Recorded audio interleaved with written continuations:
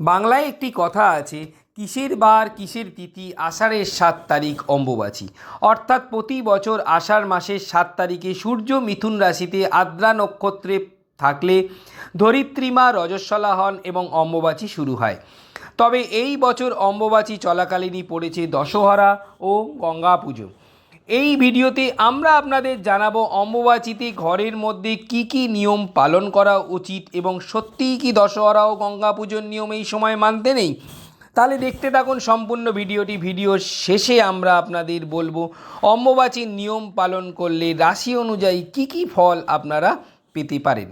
প্রথমেই আমরা জানাবো আপনাদের অম্বুবাচীর সময় তিথি অনুযায়ী বিশুদ্ধ সিদ্ধান্ত পঞ্জিকা মতে ও গুপ্তপ্রেস পঞ্জিকা মত এবং বেনিমাধবশীল পঞ্জিকা মত কিছু সামান্য তফাৎ হলেও মোটামুটি একই রকম। ঘরে ঘরে যে পঞ্জিকাটি আমরা ফলো করে থাকি অর্থাৎ দেখে থাকি, সেই বেনিমাধবশীলের পঞ্জিকা অনুযায়ী অম্বুবাচী শুরু বা প্রবৃত্তি হচ্ছে 22শে জুন সোমবার রাত 9টা 10 হতে এবং অম্বুবাচী শেষ হবে বা নিবৃত্তি হবে শুক্রবার 26শে জুন সকাল 9টা 33-এর পর। আবার বলছি, বেনিমাধবশীলের পঞ্জিকা অনুযায়ী অম্বুবাচী শুরু বা প্রবৃত্তি 22শে জুন সোমবার 9টা 10 হতে এবং অম্বুবাচী শেষ বা নিবৃত্তি শুক্রবার 26শে জুন সকাল 9টা 33-এর পর। আবার বিশুদ্ধ সিদ্ধান্ত পঞ্জিকা মতে, যে পঞ্জিকাটি সমস্ত মন্দিরের ক্ষেত্রে বেশি করেই পালন করা হয়, সেই বিশুদ্ধ সিদ্ধান্ত পঞ্জিকা মতে অম্বুবাচী শুরু 22শে জুন 2026 সোমবার সকাল 8টা 43 থেকে এবং অম্বুবাচী শেষ হবে বৃহস্পতিবার 25শে জুন 2026 সকাল 6টায়। আর এই জন্য সকল মন্দির এই সময় বন্ধ থাকবে, অর্থাৎ এই 3 দিন 22শে জুন থেকে 25শে জুন পর্যন্ত সকল মন্দির বন্ধ থাকছে। আর এছাড়াও এই সময় সকল মন্দিরে নিত্য পুজো হলেও সকল ধর্মীয় শুভ অনুষ্ঠান এই সময় বন্ধ থাকে। বিশেষত সতীপীঠ কামাখ্যা মন্দির, যেখানে মা সতীর যোনি পতিত হয়েছিল, এই সময় অম্বুবাচীতে বিশেষ মেলা বসে, যা সকলেই জানে, এবং এই সময় এখানে হাজার হাজার ভক্ত সমাগমও ঘটে। এমনকি এও শোনা যায় যে বহু আগে এই কামাখ্যা মন্দিরের দরজা আগে নিজেই বন্ধ হয়ে যেত এবং 3 দিন পর তা নিজেই খুলে যেত। এমনকি এও শোনা যায় যে 3 দিন আগে মা কামাখ্যা দেবীকে এই সময় যে বস্ত্র নিবেদন করা হতো, 3 দিন পর সেই বস্ত্র লাল রং ধারণ করত।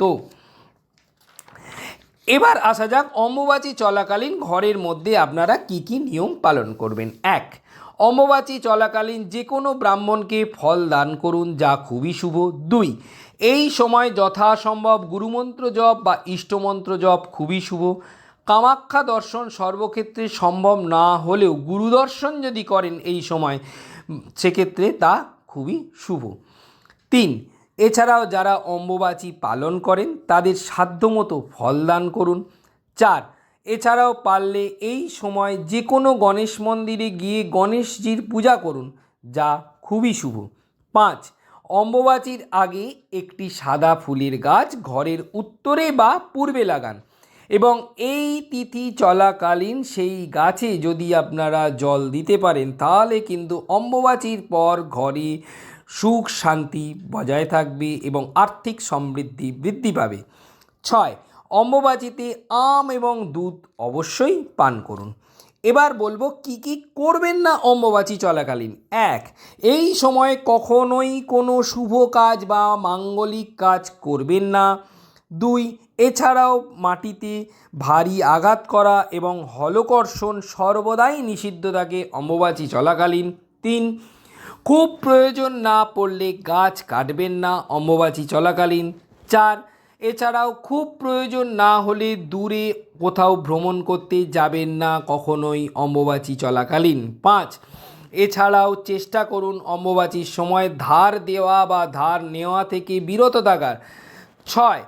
এছাড়াও চেষ্টা করুন এই সময় অর্থাৎ অম্বুবাচী চলাকালীন নখ বা চুল না কাটার। 7. চেষ্টা করুন অম্বুবাচী চলাকালীন অবিবাহিত মেয়েরা যেন গাছ থেকে ফুল না তোলে। 8. চেষ্টা করুন এই সময় নদীতে বা খোলা জলাশয়ে স্নান না করা। যদিও বা স্নান করেন তবে স্নান করার আগে অবশ্যই ইষ্টমন্ত্র বা গুরুমন্ত্র কিন্তু জপ করে নিন, অন্তত একটিবার জপ করে নিন, তাহলে কিন্তু সমস্ত বাধাই কেটে যায়। এবার বলি অম্বুবাচী 3 দিন হয়ে যাবার পর আপনারা কি কি করতে পারেন ঘরে। অম্বুবাচী 3 দিন হওয়ার পর অবশ্যই ঠাকুর ঘরকে পরিষ্কার করে নিন এবং পুজোর পুজোর সমস্ত সামগ্রীকে ধুয়ে নিন। এছাড়াও যদি কখনো এটা সম্ভব হয় যে কামাখ্যা মন্দিরের রক্তবস্ত্র আপনারা যেটা অম্বুবাচী হয়ে যাবার পর সকল ভক্তদের দেওয়া হয় তা আপনারা জোগাড় করেছেন, তা গৃহে অবশ্যই রেখে দিন, এতে গৃহে কিন্তু সৌভাগ্য বৃদ্ধি পায়। আবার বলছি, যদি কামাখ্যা মন্দিরে কখনো কোনো দিন এটা সম্ভব হয় যে কামাখ্যা মন্দিরে অম্বুবাচীর পর যে রক্তবস্ত্র সকল ভক্তদের দেওয়া হয় সেই রক্তবস্ত্রটি আপনারা কখনো ঘরে এনে রাখতে পারেন, তাহলে কিন্তু দেখবেন গৃহে সুখ সমৃদ্ধি সৌভাগ্য খুব তাড়াতাড়ি বৃদ্ধি পাচ্ছে। এছাড়াও অম্বুবাচী চলাকালীন পড়েছে 24শে জুন দশহরা। গঙ্গা পুজো এবং মনসা পুজো এই সময় করা হয়। যেহেতু অম্বুবাচী চলাকালীন দশহরা পড়েছে সেহেতু শাস্ত্রমতে এদিন দেবীঘট স্পর্শ না করে মা মনসা দেবীর উদ্দেশ্যে আম কলা দুধ নিবেদন আপনারা করতে পারেন। এরপরে আমরা বলবো রাশি অনুযায়ী অম্বুবাচীর তিথিতে কি কি নিয়ম পালন করলে অর্থাৎ অম্বুবাচীর নিয়মগুলো পালন করলে কি কি ফল আপনারা পেতে পারেন। প্রথমেই মেষ রাশির বর্তমানে শনির 7.5 প্রথম পর্যায়ে চলছে। এই শনির 7.5 প্রথম পর্যায়ে অম্বুবাচীর নিয়ম যদি মেষ রাশির জাতক জাতিকারা সঠিকভাবে পালন করেন তাহলে কিন্তু অম্বুবাচীর শেষে কর্মক্ষেত্রে পদোন্নতি এবং সম্মান বৃদ্ধি পেতে পারে। বৃষ রাশি অম্বুবাচীর সময় যদি সঠিকভাবে নিয়ম পালন করেন বৃষ রাশির জাতক জাতিকারা তাহলে অম্বুবাচীর পর আয়ের নতুন উৎস খুলে যেতে পারে। মিথুন রাশি অম্বুবাচী কিন্তু আপনার রাশিতেই হয়, তাই এই সময় শারীরিক দিককে খেয়াল রাখুন এবং যে কোনো মাঙ্গলিক কাজ অম্বুবাচী চলাকালীন অবশ্যই কখনোই করবেন না। কর্কট রাশি অম্বুবাচীর নিয়ম পালন ব্যবসায়ীদের ক্ষেত্রে নতুন বিনিয়োগের সুযোগ এনে দিতে পারে।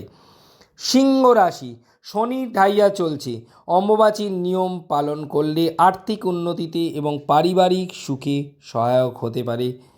কন্যা রাশি অম্বুবাচীর নিয়ম যদি সঠিকভাবে পালন করা যায় তবে কন্যা রাশির জাতক জাতিকাদের ক্ষেত্রে আর্থিক সমৃদ্ধি বৃদ্ধি পাবে। তুলা রাশি অম্বুবাচী চলাকালীন কিন্তু তুলা রাশির জাতক জাতিকাদের স্বাস্থ্যক্ষেত্রে একটু বেশি সতর্কতা প্রয়োজন। বৃশ্চিক রাশি অম্বুবাচী চলাকালীন সঠিকভাবে নিয়ম পালন করলে অম্বুবাচীর পর আর্থিক সচ্ছলতা বৃদ্ধি পেতে পারে। ধনু রাশির এখন শনির ঢাইয়া চলছে, এই সময় যে সমস্ত সমাধান হচ্ছে না সমস্যাগুলো অর্থাৎ যে সমস্যাগুলো থেকে যাচ্ছে অম্বুবাচীর নিয়ম যদি সঠিকভাবে পালন করা যায় তাহলে সেই সমস্যার সমাধানগুলো কিন্তু খুব দ্রুত হয়ে যেতে পারে। তবে সর্বক্ষেত্রেই খেয়াল রাখুন তাড়াহুড়ো করে কোনো সিদ্ধান্ত এই মুহূর্তে নেবেন না। মকর রাশি অম্বুবাচীর নিয়ম পালন করলে অম্বুবাচীর পর ব্যক্তিগত সম্পর্কের ক্ষেত্রে কোনো সুসংবাদ আসতে পারে। কুম্ভ রাশি শনির 7.5 অন্তিম পর্যায়ে চলছে, অম্বুবাচী নিয়ম সঠিকভাবে পালন করলে কার্যক্ষেত্রে বা কর্মক্ষেত্রে আত্মবিশ্বাস বৃদ্ধি পাবে।